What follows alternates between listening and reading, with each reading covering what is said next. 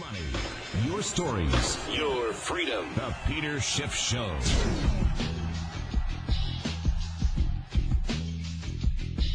Welcome, everybody. This is Peter Schiff here at SchiffRadio.com. We'll be taking your calls for the next 2 hours at 855-4-SCHIFF, 855-4-SCHIFF. I'm probably going to be distracted for a while here because the program that I use to watch the markets is frozen. I didn't realize that, so I am going to be endeavoring to shut it down, do something, and so it's really going to be screwing me up here for a while because I cannot talk about what is going on in the markets, and I really want to be able to do that. I know stuff is going on. Darn it, it is just completely frozen. It does not respond. I can't shut it down. I do not know what I am going to do to try to get this done. I did have a lot I wanted to talk about today. I'll see if I can get to it anyway, although I am obviously going to be very distracted during the whole process. We got some, a lot of news coming out in the market regarding the financials. And again, I can't talk about it as well because I can't see the prices, so I don't really know what's going on. But some of the big news, apart from Steve Jobs resigning from Apple, is that Warren Buffett has invested $5 billion in Bank of America. And, a lot of people are going to read into this. Oh, this is great. We should be buying the financials. Warren Buffett, he knows what he's doing. He's making this big bet. He doesn't know what he's doing. Remember, the last time that Warren Buffett made a major investment in the financials, he bought into a Goldman Sachs, and he bought into another bank, and I forget, which one it was. But he did that as the financials first started to go down, but way before the financial crisis, before the bankruptcy of Lehman, before the government had to bail everybody out with TARP and stimulus. And so had the government not come to the rescue of the banks, they would have gone bankrupt, and Warren Buffett would have lost it all. Now, it turned out that Warren Buffett ended up eventually profiting on the stocks that he bought, but only because of the government bailouts. So the fact that Warren Buffett would have put so much money into the financials just before the financial crisis really proves that really he did not have any clue about the severity of the problems in the banking sector, and he got lucky that his friends in Washington bailed him out. So the fact that Warren Buffett is repeating that mistake today with Bank of America, I don't think says anything about the underlying strength of the financials. In fact, probably the opposite. It's probably just another contrarian indicator. And, of course, if anybody is looking at Warren Buffett's investment in Bank of America and saying, oh, Warren Buffett bought Bank of America, so I'm going to buy it too because Warren Buffett did. Now, again, I'm not allowed to make security recommendations, so I'm just talking about this because it's in the news and trying to explain this. But Warren Buffett did not buy common shares. He bought preferred shares. He's got preferential treatment. So if Bank of America goes bankrupt, all of the common shareholders get zero. They get wiped out before Warren Buffett loses a penny. In addition, he's getting paid a 6% dividend on the shares that he bought. If you go out and buy the common shares, the dividend you get is 0.5 of 1%. So you cannot make the investment that Warren Buffett made. Would Warren Buffett have bought the common shares? I doubt it. The only reason he invested was because he thought he was getting a sweetheart deal in getting a 6% yield. In addition, he got 700 million warrants for free to buy 700 million shares at $7.14. Now, he doesn't have to buy them. He just has the ability to buy them if he wants to in the future if the price goes a lot higher. So they threw those warrants in to sweeten the pot as if a 6% yield wasn't enough. So, the deal that Warren Buffett struck with Bank of America is far superior to what anybody could get. So other people are rushing to buy Bank of America, trying to ride on Warren Buffett's coattails. You can't. It's impossible to ride on his coattails because he got a better deal. In fact, Warren Buffett's deal probably hurts the company because they got to pay him 6%. That's a lot of money that goes to Warren before there's any money left over for anybody else. In fact, they're probably going to have to reduce the dividend that they pay to the common shareholders in order to have the money to pay Warren Buffett through Berkshire Hathaway. But again, the last time he made a major bet on the financials was right before the whole sector collapsed. So if this is deja vu, the fact that Warren Buffett is making a big buy again could be indicative of the fact that we are on the verge of another meltdown in the financials, which I think is far more likely than Warren Buffett have picking the bottom, because he doesn't have a very good track record when it comes to picking the bottom in the financials. Now, also, I wanted to talk about gold because it's down. I don't have my quotes, so I can't talk about where it is. In fact, I think I'm going to have to shut down my entire computer to try to get these quotes up. So again, I'm distracted because I'm trying to talk and I'm trying to do this at the same time. But gold was down big again today. It was down like another $50 this morning. I'm not really sure where it is now, but we've obviously had a pretty big correction. And you had Dennis Gartman was quoted many, many times yesterday. I heard him talking about how he said the biggest bubble in history has now burst. I mean, the biggest bubble in history? How is it the gold is the biggest bubble in history? I mean, it's not even close, assuming it was a bubble. But, every time gold has made a major move down in the last 4 or 5 years, Dennis Gartman has said it was the end. It was the top. It was get out, So he's got a pretty good track record of panicking when gold prices start to go down.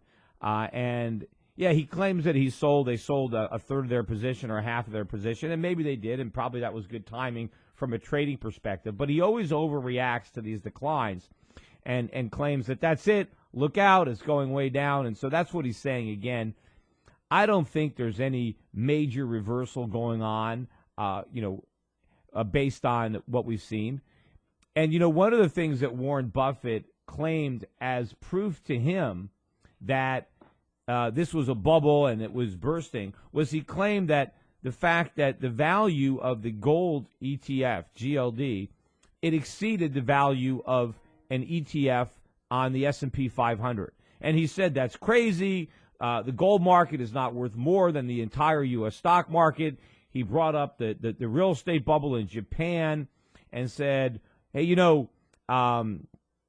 remember when the Imperial Palace was worth more than the entire state of California? And he's saying that it is ridiculous to say that all the gold in the world is worth more than all of the entire U.S. stock market. Well, what's ridiculous? What's ridiculous is Dennis Gartman even bringing that up. It is complete nonsense. They're unrelated.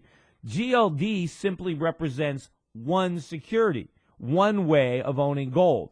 The ETF on the S&P 500 is simply one way that people can own the S&P 500. It doesn't represent all the ways that they can own it. And the fact of the matter is there are many more ways that you can own the S&P other than that ETF. Most people own the S&P through mutual funds, not through the ETF, or they own it through individual stocks. So what Dennis Gartman really should be looking at is the value of all U.S. stocks relative to the value of gold or maybe gold stocks. And if he did that, he would see it's tiny. I think all the gold stocks and all the gold in the world equals about 2% of the value of the U.S. stock market, whereas in 1980, it was 20%. So we're 1/10 of what we were the last time we had a bubble.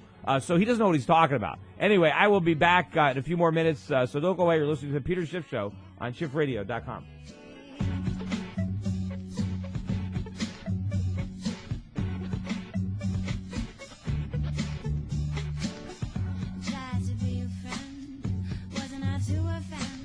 The Peter Schiff Show.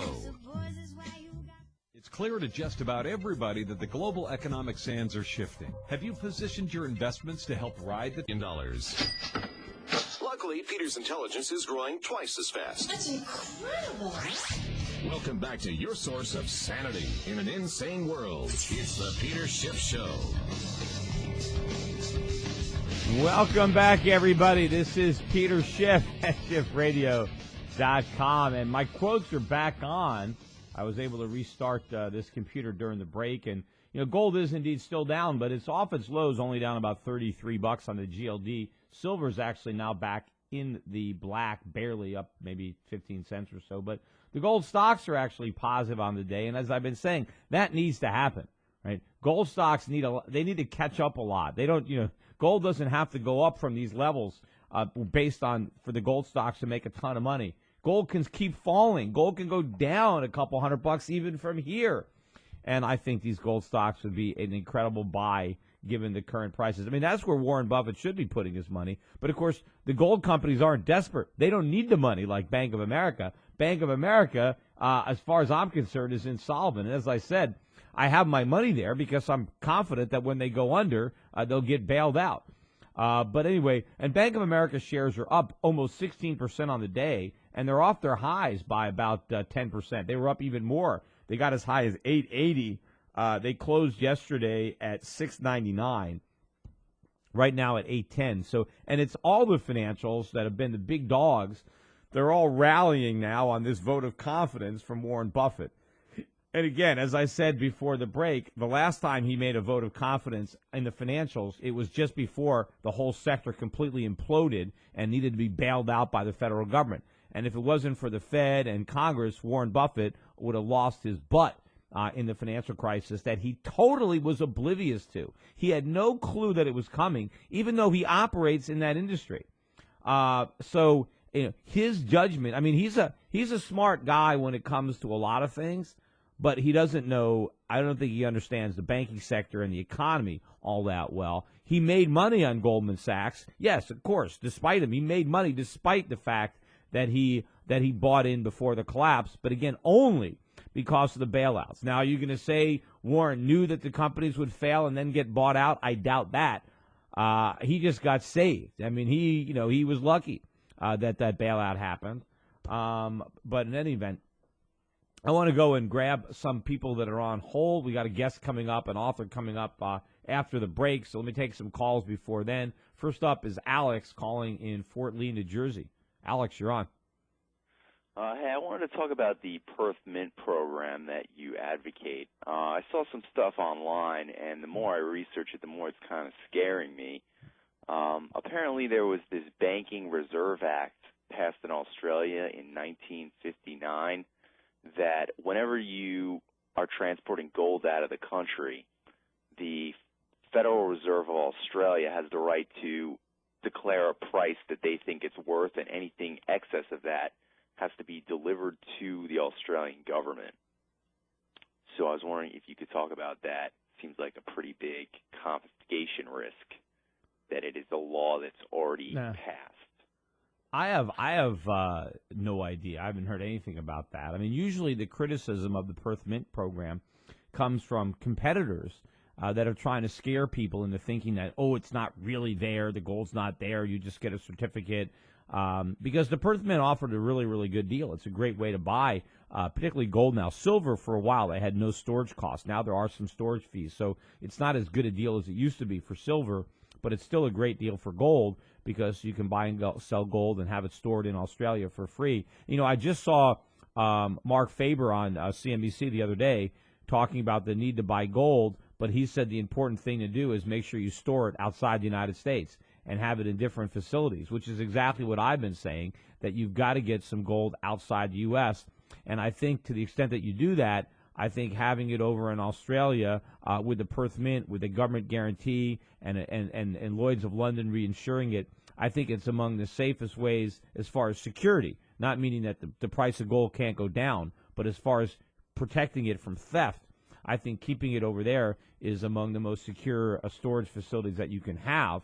And I think it's a low cost. We also have a storage program through Europac Metals where we're storing gold in Switzerland. And it makes sense to have some gold in various jurisdictions around the world. And it makes sense to have some gold physically with you. You want to spread it around. But why would a libertarian trust the Australian government over a private institution? Because they have deficits well, you got to trust somebody, but Lloyd's of London has reinsured it. They're private. So if the government of Western Australia, which is a AAA rated credit, if they default, then you've got a major insurance company behind you. So, I think it's a good storage facility, and I think it's a good guarantee. And I think that the mining industry and precious metals are very important to the Australian economy. So I don't see the Australian government coming in and seizing gold. In fact, if a government is going to be seizing gold, it's probably because there's a major financial crisis in that country, a collapse, an economic collapse, and Australia is just not a nation that I think is going to be confronted with that problem. I don't think that the Australian government is going to be forced to do something so desperate. Maybe our government might, but not theirs. So you're saying that the Perth Mint is not leveraged at all? No. Like they have not handed out? No. Basically what the Perth Mint does, the Perth Mint is an actual mint. We actually sell the coins that the Perth Mint makes at Europac Metals for delivery. You can buy them, we send them out to you. It's a legitimate mint. But what they have done is they created a program where mints need inventory. They need to have gold and silver because if somebody orders coins or bars, they have to make them. But they didn't want it. But that would cost them money if they had to keep their own inventory. So they developed a program where they would store gold and silver for other people and then have free use of that inventory. So what happens is you own your gold or silver on an unallocated basis. So your gold and silver is simply part of the working inventory that the Perth Mint can use to produce coins and expedite the process for them. So it's a win-win for both parties because most people that own gold, they don't do anything with it. They're just storing it. So it doesn't matter if you allow the Perth Mint to use it, but all they're doing is using it to make coins. But they're constantly taking in new bullion. So the rules are that all of the gold that they have in the Perth Mint program needs to be somewhere on their facility. They don't loan it out. They have to have it somewhere. They just don't have it in a particular safety deposit box with your name on it. You don't have a particular coin that you can call yours or a particular bar. You just have it. You just get any bar that they want to send you. And ultimately, you can take delivery of any of the gold or silver that you have stored at the Perth Mint. You just got to pay the fabrication costs. But that's the beauty. If you never fabricate it, you never have to pay those costs. And so you minimize your transaction costs because you don't pay to fabricate coins that you never take delivery of. You can simply buy and sell and get your cash back. And so it's a very low-cost way to transact in gold and have it stored outside the country. Hey, anyway, thanks for the call. Don't go away. We've got a guest coming up, author Michael Strong. So we will be back, so stick around.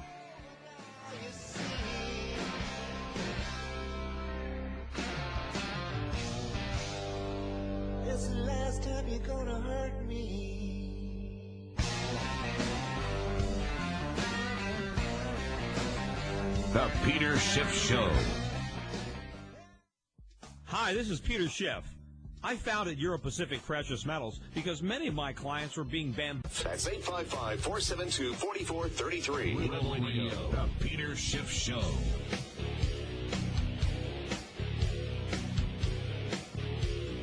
Welcome back, everybody. This is Peter Schiff here at SchiffRadio.com. And joining me now is my guest, Michael Strong.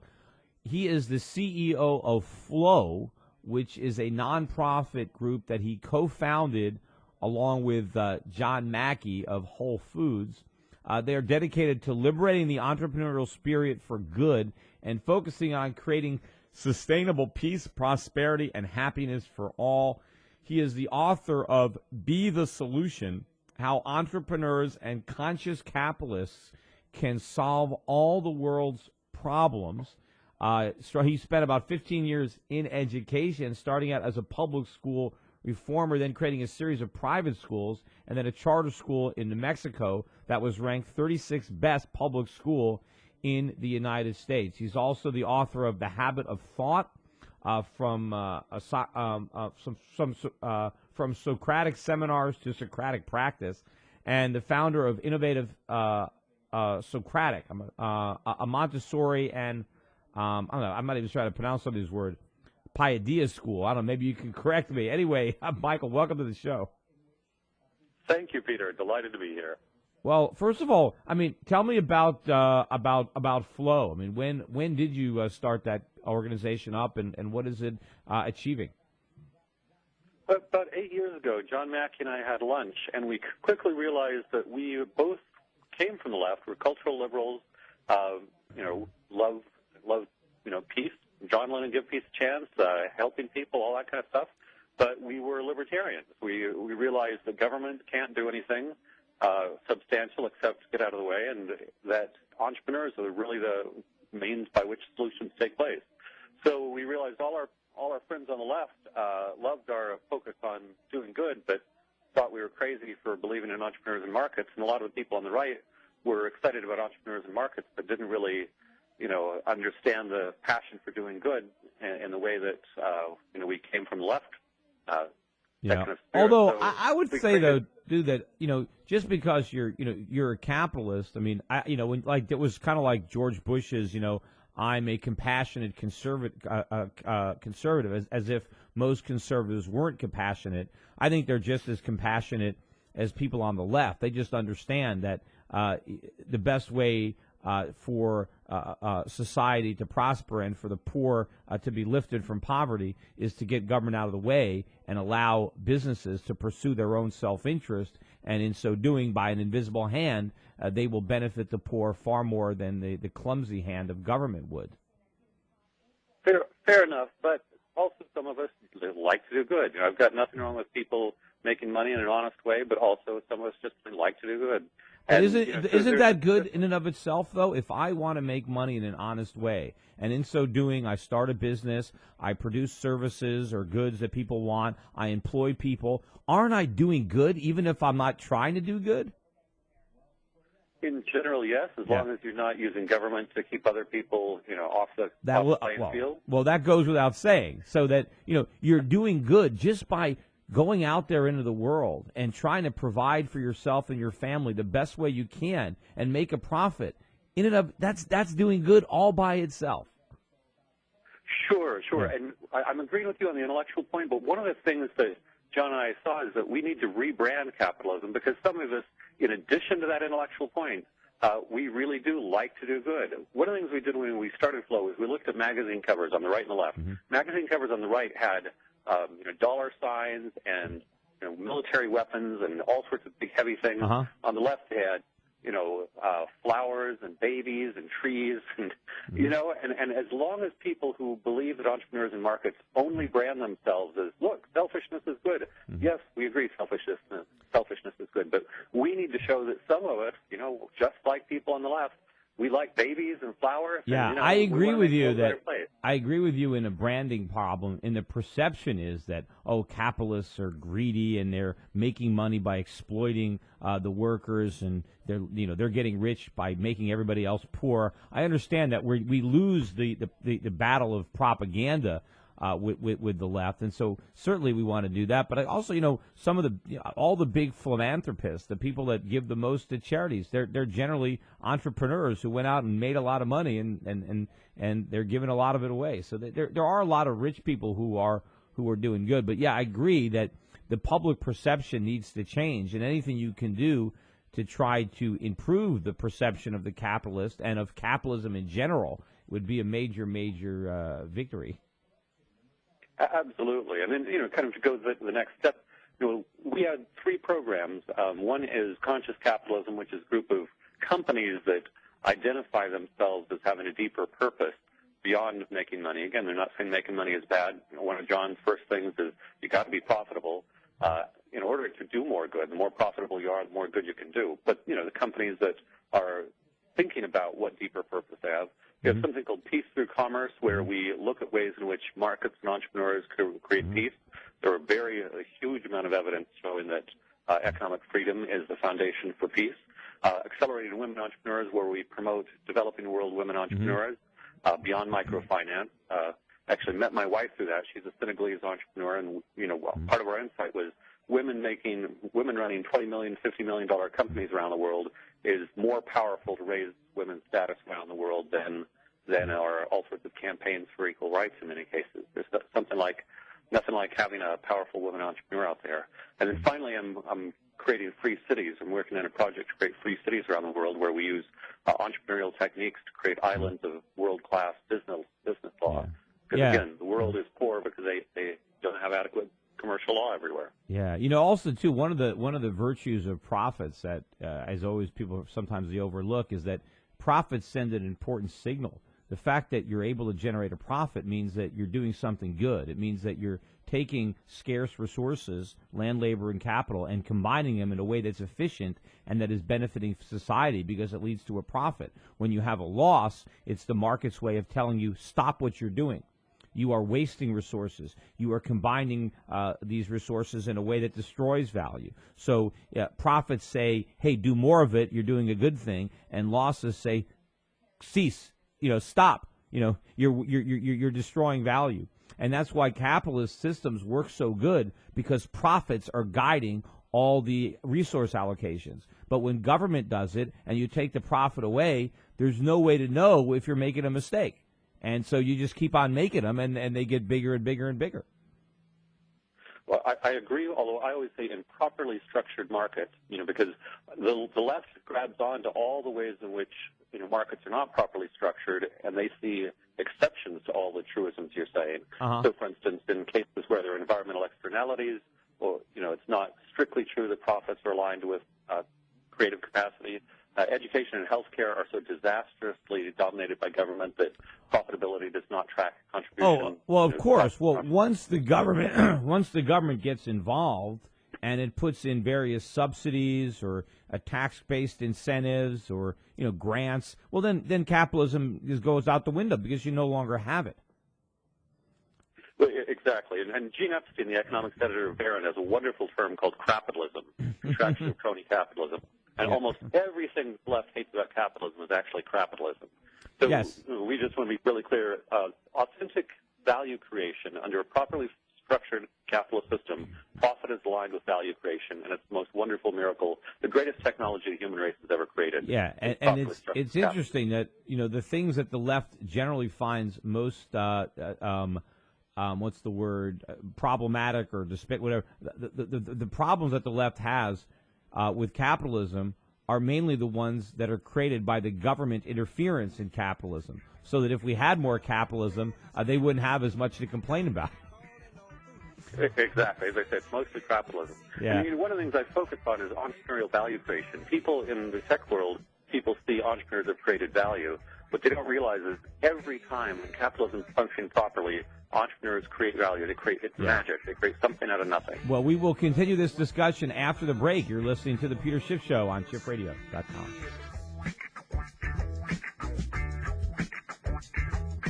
Hey there, brother, watch your little mama got herself a handful, yes she did. The Peter Schiff Show.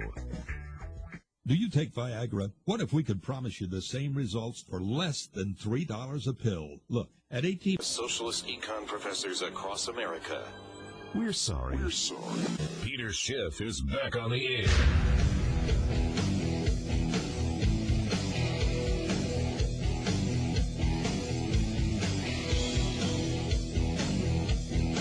And we are back, and this is Peter Schiff talking with my guest, Michael Strong. And hey, Michael, I want to talk to you a little bit about your experience with the charter school that you set up in New Mexico. And I think you did that while Gary Johnson was governor. And I guess Gary Johnson, a believer in the free markets, kind of let you alone and let you develop this program. And apparently after he left and his successor came in and then wanted to require that the charter school, I guess, people be licensed and screwed the whole thing up? Yeah, absolutely. This is a sort of thing where the benefits of freedom are often invisible. So, yeah, Gary Johnson, a very big believer in school choice, allowed a charter school law where anybody could be a charter school administrator. I'd spent 15 years in K-12 education, but I'd never been licensed as a teacher or administrator, never gone through regular teacher training at all. But when I got to New Mexico, it was completely legitimate for me to lead a school. But I'd say, in the second year of operation, we ranked 145th best public school in the U.S. But at that point, Bill Richardson had entered as governor, and one of the first things he did, of course, supported by the teachers' unions and the school boards and the whole public school establishment, is he required all principals of charter schools to be licensed. It turns out that in order to enter a public school licensure program as an administrator, I was required to have been a licensed public school teacher for 7 years. there's no way, obviously, that I could, be licensed for 7 years as a teacher to start an administrator license program when I'd never been licensed to begin with. So despite the fact that our school was by far the top performing school in New Mexico, no other New Mexico school was even close to where we were. And I wrote letters to the State Department of Ed and so forth, but they said, nope, no way we can get around this regulation, and I was forced out. So in other words, when the governor of the state comes in, he basically fires the administrator of the very best school in the entire state. Absolutely. No. And this is... This would never happen in the free market where you would come in and fire your top guy. It's like, it's like taking over a football team, and you got the best quarterback in the league and you just fire him. I mean, obviously this is the teachers' unions and the public and the schools feeling threatened by a better product, and they wanted to find a way to eliminate that competition, and this was totally done to help the unions at the expense of the public school students in New Mexico who were benefiting from what you were doing. Big time. No, the teachers' unions in the public schools are not nice when it comes to competition. Just give you another anecdote. We had, we were in portable buildings our first year, and we had the buildings inspected. We had the private insurance inspectors. We had public inspectors come. And 6 weeks into the school year, there was an inspector from another district come for no reason at all, and he told us we had to close down the school in 24 hours. And we had to call, we had to pull political strings to stay open at all. It turns out, according to this new inspector, after we'd already passed several inspectors, our toilet paper holders were about 6 inches too low, and that was one of the grounds for closing us down. The other clearly that's a major problem there.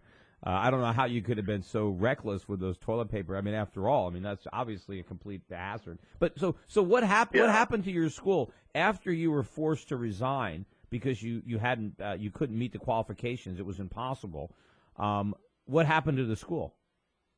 It's remained a top-ranked school. It's a small school, so the exact rankings fluctuated up and down a bit. In recent years, it's now in the top several hundred, whereas it used to be in the top 100. Mm-hmm. But it's still a good school. The fact is they had to have a credentialed principal, and although some of the people following have been good, they don't have my expertise in Socratic inquiry, which is how I cranked up the program there. Mm-hmm. So it's gradual erosion of a great program that I started, and a lot of it is compliance. Once you're a public school principal in charter schools or public schools, it's all about compliance all the time, and it's not about creating great education. I mean, what they really should have done, if they cared about creating good education, is they should have tried to enable you to expand and open up more schools following your methods and starting to replace some of the government-run schools that were failing the children of New Mexico. Absolutely. I wanted to create a charter school chain just like HIP, just like Green Dot. I wanted to be one of those charter school chain leaders, and we were looking at creating. We were in Angel Fire, New Mexico. We were looking at creating the second school in Taos. I was all about that. That would have been the right thing to do. So I mean, did you go over your story or what happened with some of your liberal friends? Do you get any kind of reaction? Are you able to convert anybody over now when they see what's happened, or do they try to justify it? Well, I would say in some ways I specialize in these kinds of issues. My case is one, and in every case my liberal friends think, well, that's unfortunate, but that was an accident. They always think it's one-off. They think when government screws up, that was just that one time, and usually they get it right. And what I try to do them by just hundreds of disasters the government has caused is get them to see it's not a one-off accident. It's a feature, not a bug of the system. Mm-hmm. Yeah, I mean, I often too.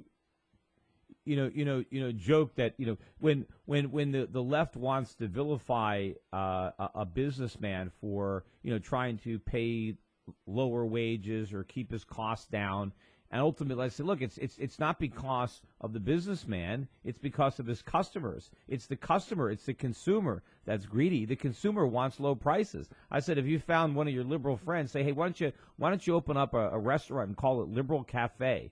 and just give everybody all these benefits, pay $20, $30 an hour to your dishwashers. I mean, just overpay all your employees, treat everybody great, and then charge $50 for your hamburgers, and just let your customers know, hey, it's okay because you're paying $50, but our workers are getting all this stuff and we're doing all these good things. See how long the liberal cafe stays in business. Because it's a religious. I would say for a lot of these people, it's almost a religious kind of view that the government is a good thing, despite all the evidence. Obviously, we need government for basic functions, police, judicial, and defense. But the notion that government can manage things is a strange faith that academic progressives have had for 100 years, and they ignore all evidence to the contrary. Yeah, Go ahead. Well, I was going to say, I point out that government subsidized $1 billion of timber logging in Tongass National Forest. And they would say, well, it shouldn't have done that. That was a mistake. I point out that it drained more wetlands in Missouri in 1 year than all private developers combined. Well, that was a mistake. The guns drawn raid on raw food, raw food club in Southern California, well, that was a mistake.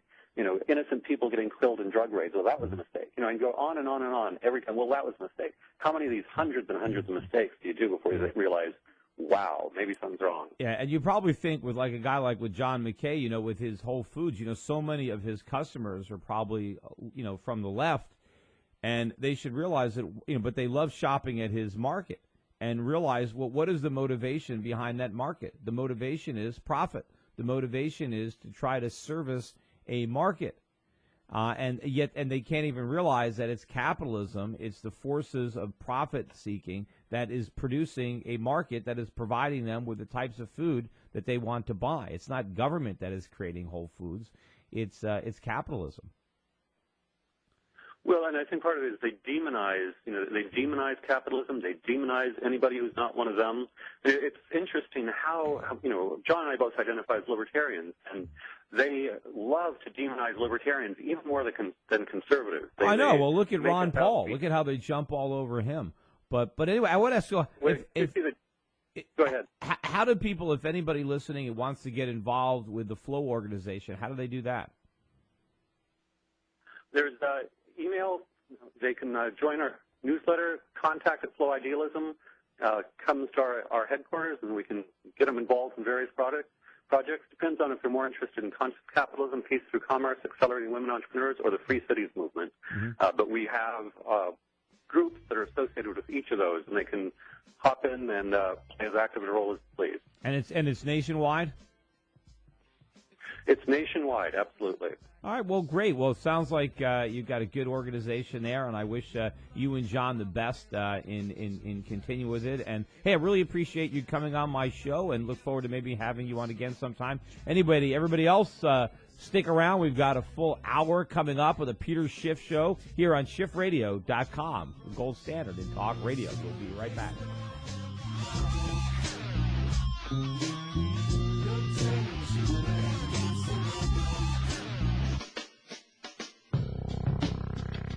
The Peter Schiff Show.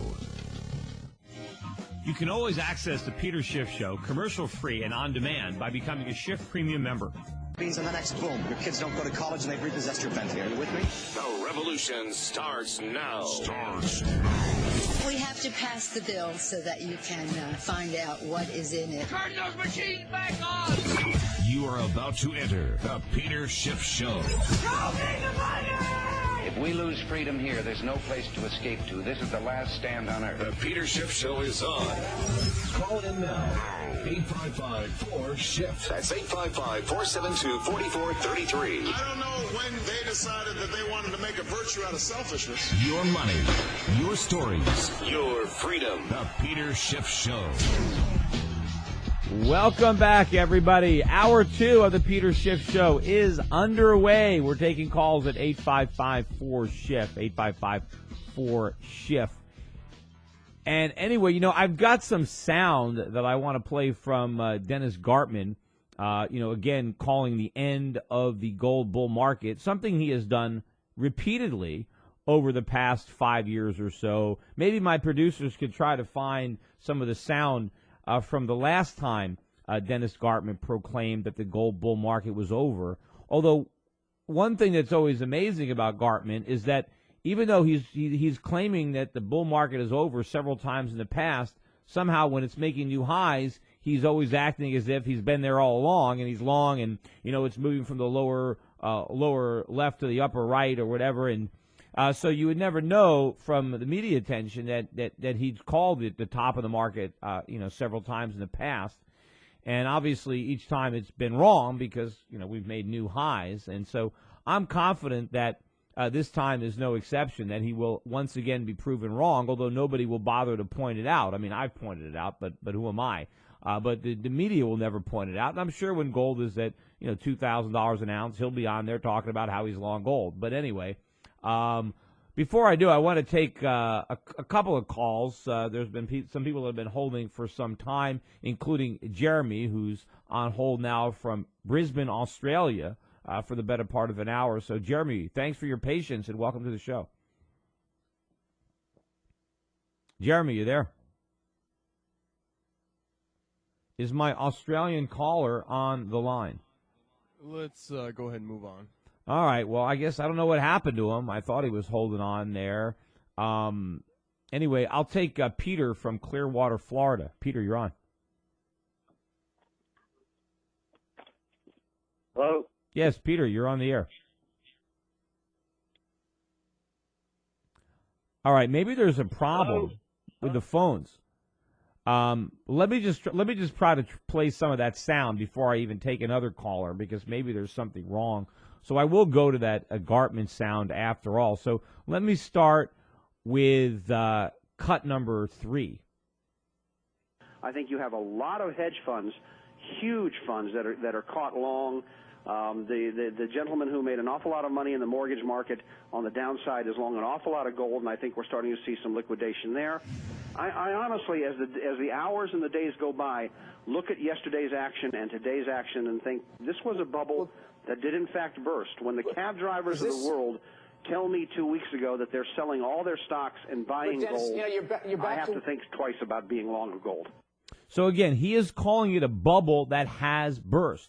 So if gold is a bubble that's burst, what happens to bubbles that burst? You drop like 80% or something like that. So if he really thinks gold was a bubble and he thinks the top was 1,900, he would have to think that gold is going to fall to about $400, right?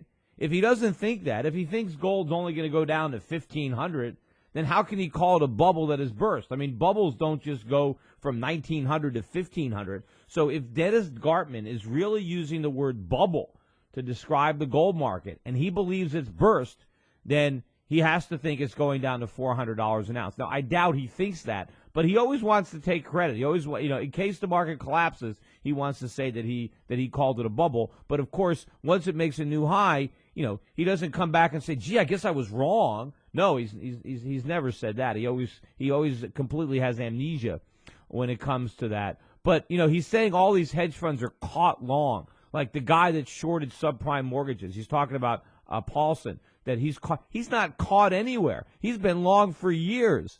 The vast majority of the funds that are long gold are not caught. They didn't buy it yesterday. They didn't buy. Are there some people who bought gold for the first time a few days ago? Yeah, but not many. The vast majority of the hedge funds that are long gold have been long for a long time. They didn't just come to the party. Yes, you got some Johnny-come-latelys that got smacked. You got some people that, didn't understand the bull market, but maybe just jumped along for the easy money they thought was there. They got their wrists slapped. But that's it. You don't have a bunch of people who are caught. The people who are caught? The shorts. That's who's caught. The people who have been shorting gold. They're going to take advantage of this decline to buy. They're the ones that are trapped, not the longs. But anyway, let me play a little bit more from Gartman. Here's cut number 4. All of the fundamentals that have driven gold higher are still extant, not a question.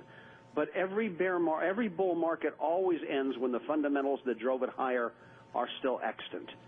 Markets do the job of discounting that news. And maybe this is different. Maybe this time is unusual, but I saw the shoe clerks, I saw the taxi drivers, I saw the people at my country club talking about gold for the first time in years and owning it, and that I found disconcerting.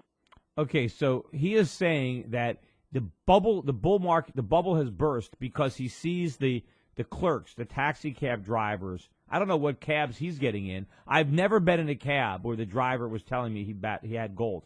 I remember taking cab rides where the drivers were telling me about the real estate they were buying. I have never gotten in a cab and heard the driver tell me he was buying gold. And you know what? I would agree with Gartman that there are more people talking about gold, but they're talking about it. They're not actually buying it. Look, I own a precious metals company.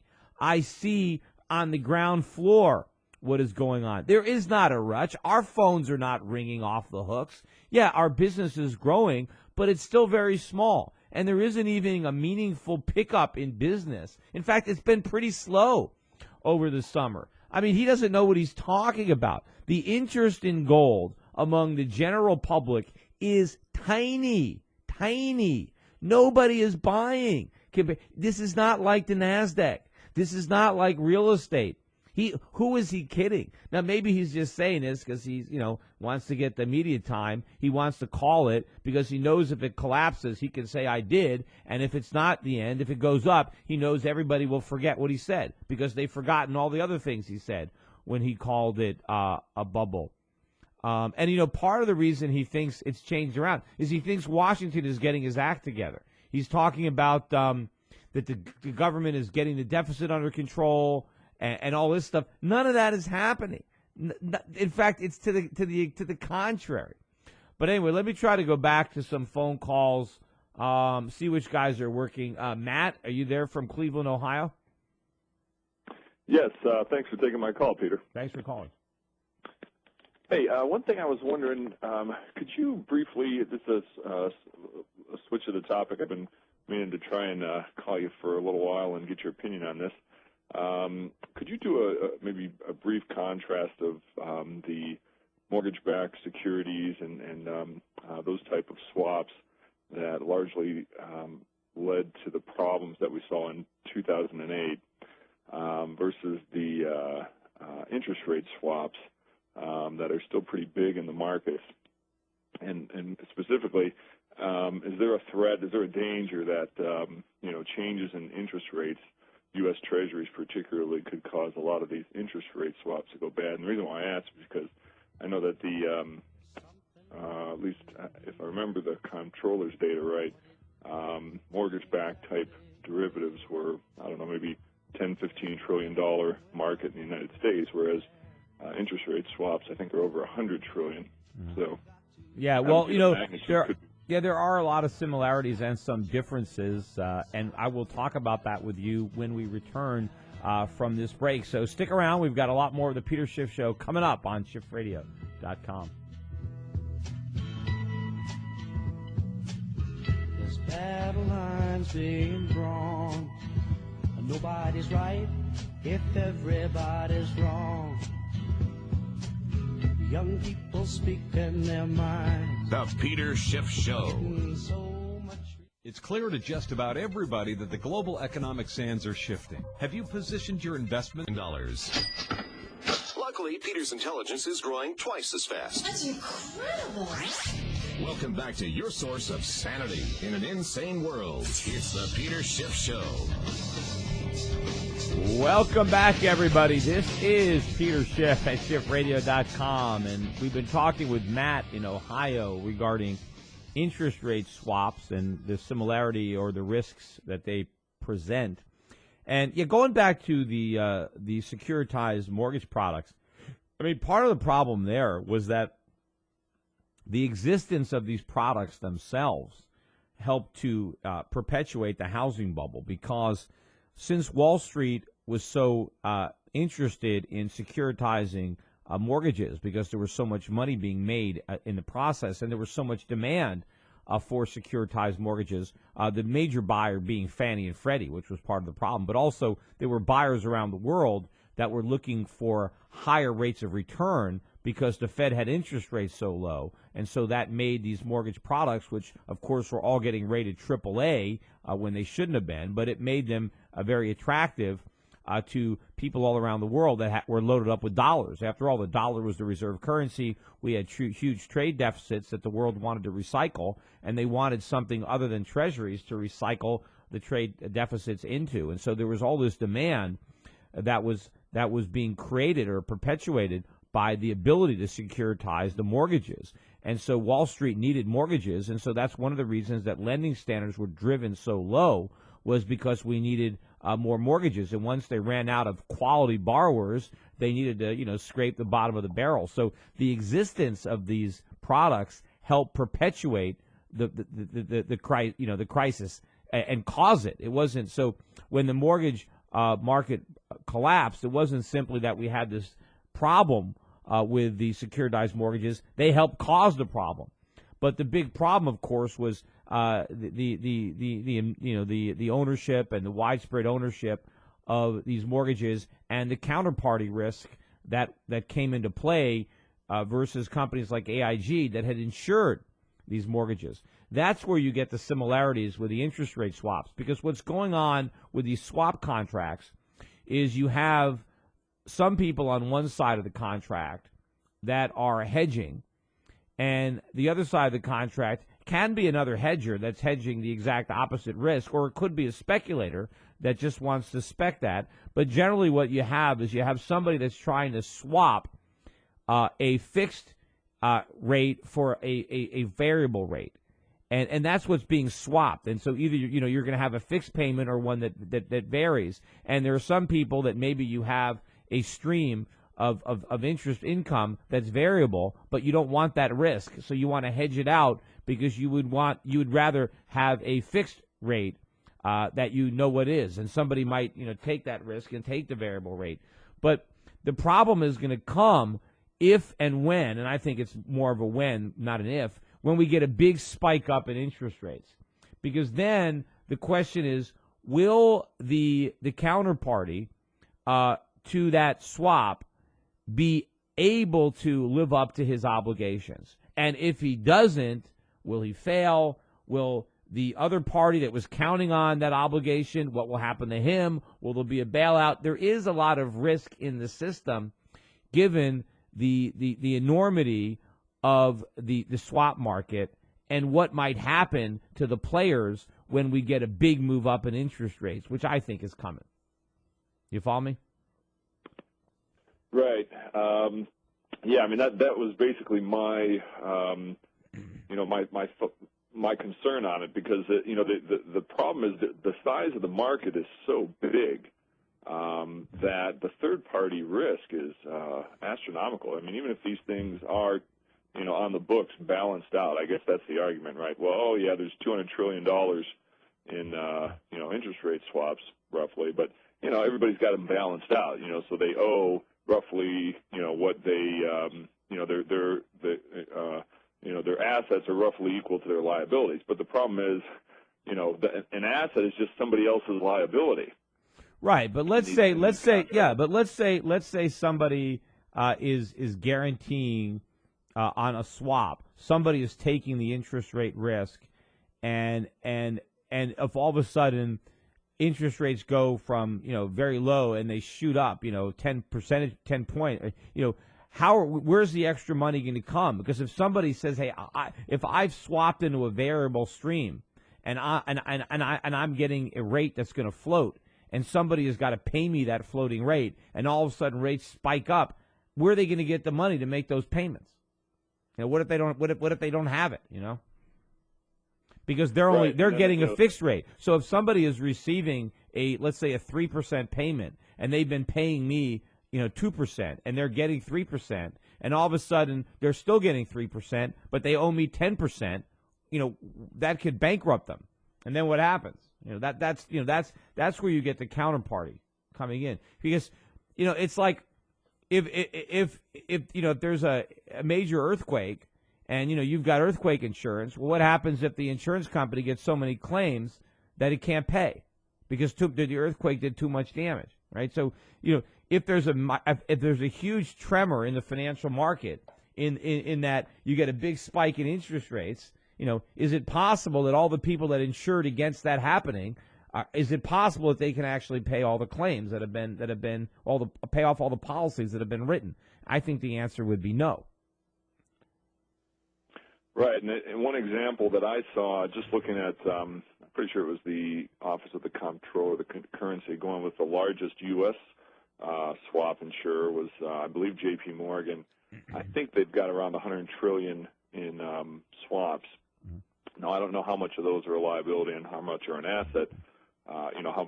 How much they are entitled to receive on and how much they are obligated to pay out on based on, the underlying contract. But my concern, regardless of, whether it's balanced, say they have $50 trillion owed to them under certain circumstances and another $50 trillion that they must, say, just take the hypothetical that that $100 trillion is evenly balanced. The problem is they only have, what do they have, like $3 or $4 trillion in assets. So, if their counterparty, if the person, say, 10 trillion of their liabilities comes due, all right, and that's covered by another 10 trillion in right, and they don't get that because the counterparty can't pay, and so that's the risk. They think they're all hedged out, but then it turns out they can't get the other side of the trade because the counterparty can't live up to its obligation. Yeah, I mean, that is out there. That's what happened with the AIG. That's when a lot of firms were going to fail, including companies like Goldman Sachs, if AIG didn't get bailed out, because they were counting on money coming from AIG, and if it didn't come, then it screwed them up. And so by bailing them out, but the thing is, companies like Goldman Sachs, they should have understood the counterparty risk. That should have that should have put a check on their activity. But based on all this too big to fail and all the bailouts, nobody worries about it anymore because everybody assumes if their counterparty has a problem, they'll get bailed out. And so there won't be a problem. And so the bubble gets bigger and bigger and bigger because of the moral hazards that government creates by its bailouts. But anyway, hey, thanks for the call. We will be back taking more of your calls on the Peter Schiff Show, so stick around.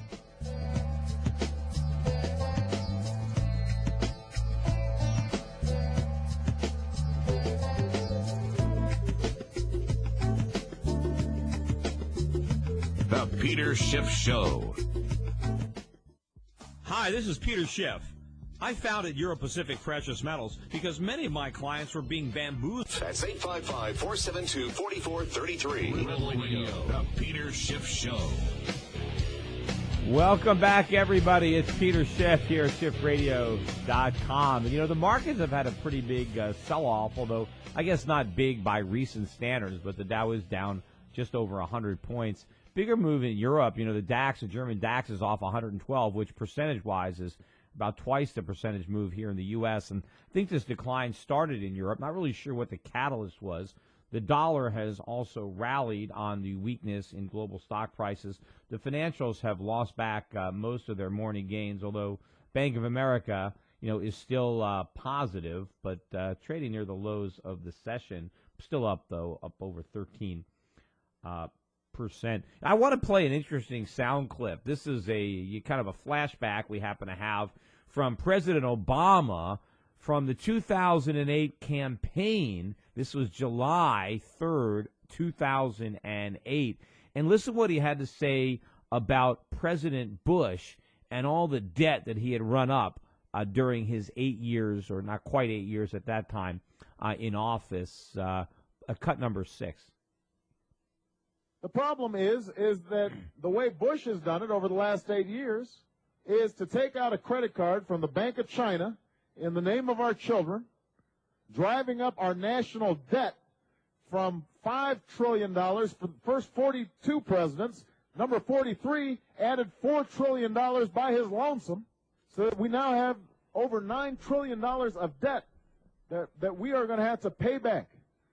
$30,000 for every man, woman, and child. That's irresponsible.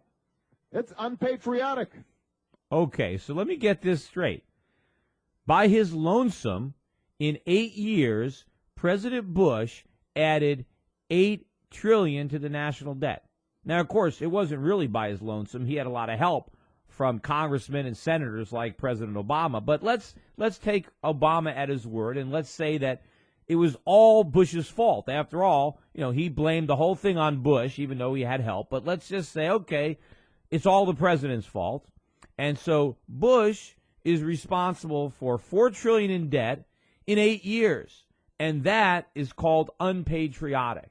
Well, what would Senator Obama have said about a president who added $5 trillion in debt in under 3 years? $5 trillion, that's 25% more debt than Bush in less than half the time. Because that's what Obama has done. So he hasn't increased the debt by $30,000 per every man, woman, and child. He's done it by $40,000, and he did it in half the time, less than half the time.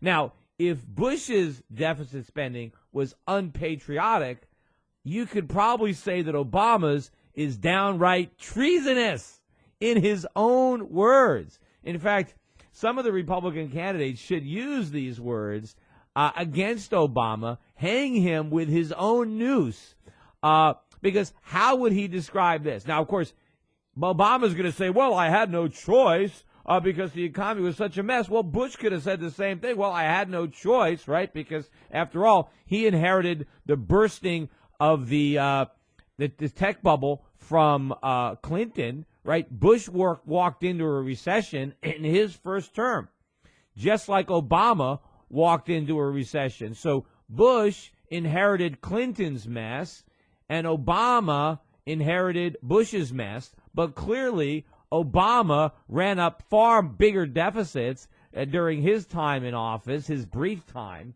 than Bush did. So again, Obama says Bush was irresponsible. So what does that make him? I mean, because Obama makes Bush looks like a complete conservative, right? Bush was responsible compared to Obama got the gold medal in deficit spending. I mean, Bush can't even hold a candle to Obama. Because remember, Obama has done in under 3 years what it took Bush 8 years. In fact, Bush didn't even do it. Bush didn't even run up that big a deficit. Bush would have had to stay in office for another year to have been able to accomplish what Obama did in under 3. Or I think, has it been? Yeah, I don't think it's been 3 full years yet. He's been in office. Not quite. But anyway, I thought that was a pretty interesting cut. And it should be fodder for Obama's opponents in this run for the White House. Anyway, let me go back to the phone. Next up is Justin in Longview, Texas. Justin, welcome to the show. Hey, Peter. How's it going? Good. I got a couple quick questions. The first question I got, all your listeners pretty much know about the danger of the hyperinflation and everything, but what do you see as the likelihood of having a credit implosion, as Rothbard laid out in America's Great Depression, as opposed to the hyperinflation? Well, we're having that. The problem, credit, people are defaulting on loans, and so the government is coming to the rescue by printing new money. So it's a lot of the defaults that lead to the inflation, because the government inflates to try to either prevent the defaults or to try to ease the pain associated with the defaults, because the government doesn't want people to lose money, so they would prefer that they lose purchasing power because they don't notice that as directly, and it looks as if the government is trying to help. But I think if we were on a gold standard and we had real money, then we would have deflation. But because we don't, we won't. We have inflation. But in terms of gold, yes, you can see the deflation. You can see the prices going down if you measure them in gold. So anybody who has been buying stuff using gold for the past 10 years, those people are seeing prices coming down. And they're seeing them coming down for everything. Stock prices are coming down. Real estate prices are coming down. Consumer good prices are coming down. All prices are falling if you're buying stuff using gold. But if you're buying stuff using dollars or euros or Chinese RMB or Japanese yen, then it's a different story. There you're seeing prices going up. Okay. My second question is, I'm pretty much a little bit involved in the natural gas field, here in East Texas, and I've, with my own eyes watching Chinese investors come in and buy up these frack companies, that deal with natural gas. And as far as, when the major correction happens, do you think that natural gas, will still be, producing as much as it is right now? Well, I think so. I mean, I think you're going to get more production of natural gas, particularly when oil prices really take off, and I believe that they will. Globally, I think oil prices are going to go a lot higher, and so I think that is going to bring about more natural gas production anyway, just because the alternative is so expensive that it will put more pressure on the U.S. to try to come up with alternatives to importing all that oil. And so natural gas domestically produced is certainly an alternative. And so, the higher you make oil, the more lucrative it is to develop gas. But anyway, hey, thanks for your call. Next up is that Malik calling from San Diego. Yeah. Hi, Peter. This is Malik here. Yes, how are you? Good. How are you? Peter, my question is, I've been investing in precious metals for the last 2 years now, and if we were to see inflation or maybe a slight hyperinflation, would you see the house prices also go up? Yeah, well, if there's hyperinflation, of course, house prices are going to go up. I mean, hyperinflation means, you're talking about massive inflation. So by then, yes, house prices will be going up, but they're not going to go up as fast as the price of food or the price of gas or, the price of just about everything will be outpacing the price of homes. The way you make money in real estate if there's hyperinflation is because your debt is hyperinflated away. So basically, you're out from under your mortgage. But you're actually going to see the real value of real estate fall during hyperinflation when you measure it against other prices that are rising much more rapidly. Hey, anyway, thanks for your call. Don't go away. We got another segment coming up of the Peter Schiff Show, so stick around. We'll be right back.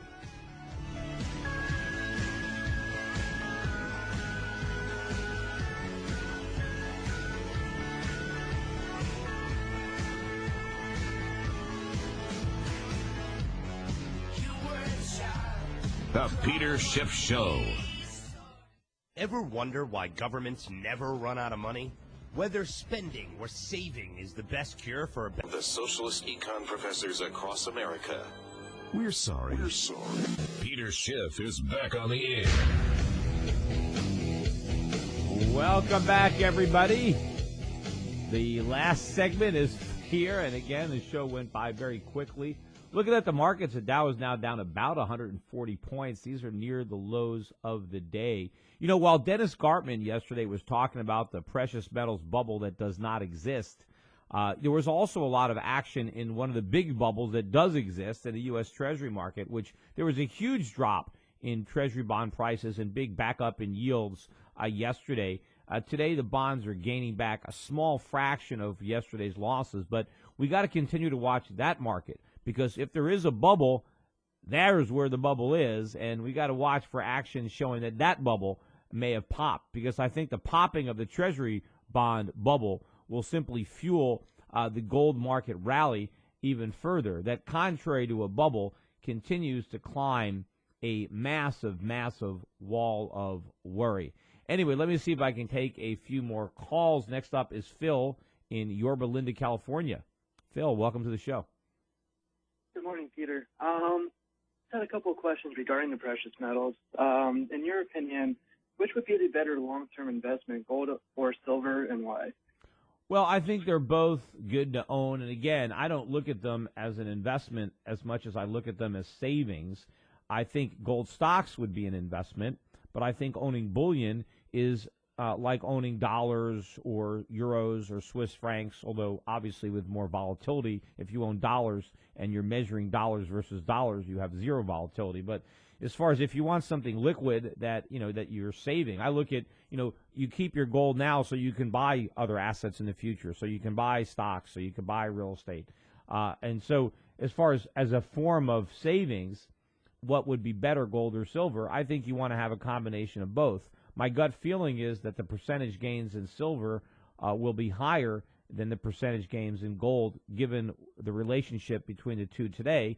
But I think that silver will be the bumpier ride, although in the last week or so you've gotten a bumpier ride in gold. But typically it's silver that has the greater volatility. And then once QE3 gets announced, whether it's this Friday or a little bit later this year, do you think the stock market will start acting like gold, going up together and going down together? I think that ultimately, again, you will see periods of time where stocks and gold trade in the same direction, which has mainly been the case until the last couple of weeks. I think that, yes, I think that they will trade with gold, but not keep pace with gold on the upside. Because people will be buying stocks as a hedge against inflation. Smarter people, will be buying gold as a hedge against inflation. But yeah, I do expect that to happen.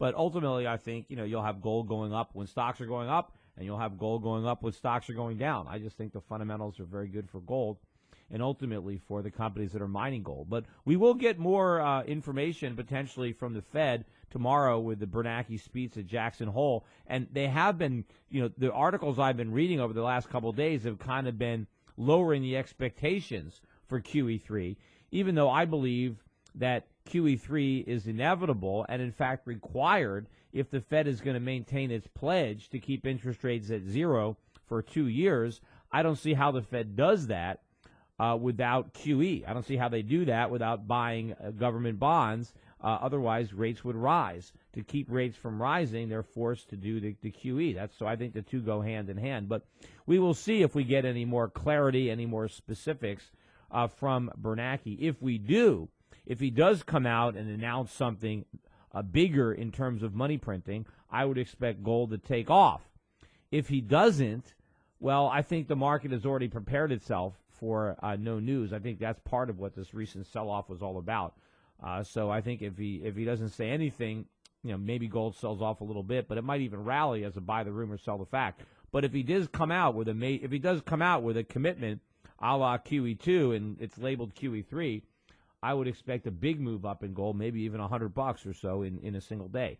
But anyway, hey, thanks for your call. We'll find out tomorrow. Although I'm not sure if his speech is before or after or during my show. But next up is Rami. Calling from Toronto, Canada. Are you a Europac Canada client yet? No, not yet. What are you waiting for? Yeah, but I do my own. I just do my own investing. You know what I mean? Yeah, well, we can help you. I try. I prefer to do everything myself. Because I like to be responsible for what I do. I don't like to hold anybody else responsible for my actions or my investments. Or right, whatever. But you still might need somebody to execute your trade, especially if you want to trade in some of the far-off parts of the world. So we can probably help you in that respect. But anyway, what's your question? Yeah, I have one question, which is I'm a person who's very bearish on fiat currencies. Mm-hmm. I don't believe in fiat, whether it's the Swiss franc or the American dollar or any other fiat. I'm a believer in market, money coming from the market in gold and silver. So is it reasonable to say that, theoretically speaking, since originally there weren't any fiat currencies and it was just only gold and silver, that the price of gold has to go up enough to match all the fiat currencies ever printed? Since, does it, theoretically speaking, because that's the way I see it, that gold has to match every fiat currency ever printed, because originally there weren't any fiat currencies. There was just gold and silver, and all the countries started printing. You know what I mean? Yeah, So look, all currencies used to be backed by money. That's what made them currency. They were backed by money. The idea of a fiat currency was, hey, we can have a currency that's backed by nothing instead of a currency that's backed by something. That's why when people call gold a currency, I always correct them. I say it's not a currency. Gold is money, right? Currencies are backed by money. So if you have gold, you actually have money. An example of currency would be a gold certificate, where it was backed by money, but it wasn't money itself. It was a substitute or currency. But when they came up with the idea of, hey, let's just have the paper with nothing behind it, then you got the concept of fiat, right? And, of course, that concept doesn't work. The key for money is that it has to be scarce. Well, when it's paper, it's not scarce at all. It's abundant. I mean, there's an infinite supply of it. There is no limit to how many zeros governments can put after the ones. Just look at Zimbabwe. So fiat currency doesn't work. Now, it can work for a while, or at least it can give the appearance of working, but eventually it collapses. It reminds me of the old Ludwig von Mises quote, only governments can take a commodity like paper, put some ink on it, and render it worthless. Yeah, so in theory, does the price of gold have to go up to match all the fiat currencies ever? Well, that I don't know. I mean, I don't necessarily see how that necessarily equates. But if you don't trust any currency, then you own gold or you own silver. I mean, that's I have people take a mixed bag. I mean, we have clients that own both, but at least when we own fiat currencies, we try to pick from the worst. It's like a triage. We pick the least bad. So we own the Swiss franc, we own the Norwegian kroner, or the Australian dollar, or the Singapore dollar. We try to own the currencies that we think will depreciate the least. Meanwhile, we do invest them in ways to get good yields. We buy quality bonds and we get good yields, which we don't get from our gold. So we try to be diversified. We own some fiat currencies. We pick the least bad. Then we own gold and silver. Then we own stocks and things like that. But, hey, thank you for your call. Someone had just emailed me some performance from Gartman. Apparently, Dennis Gartman has a fund in Canada. It's ETF. Is it HAG? Does it trade here, or is it just in Toronto? I guess it's just maybe HAG-T. Let me see if that comes up. Horizon. Yeah, it's a Gartman fund, and I'm not really sure what it's doing. But yeah, it came out back in April of 2009 at about 1060, and it's down at 840. So it's gone down quite a bit, even though I guess the Toronto Stock Exchange during the same time period is up better than 7%. So not really sure what he's doing with that fund, but he's not making any money in it. So I don't think that his track record is all that good. I've used him in the past as a contrarian indicator when it comes to gold because I said I have seen him many times. And I'll try to see if we can find these old sound clips of Dennis Gartman calling the gold top years ago. And you can see the rhetoric is much the same as it is today. Anyway, hey, we are out of time. Sorry, there are a lot of people still on hold. I wish we could have got to everybody. But, hey, don't give up. Call tomorrow early, and I will be able to take your call. Anyway, thank you for listening to the Peter Schiff Show on SchiffRadio.com, the gold standard in talk radio. Bye for now.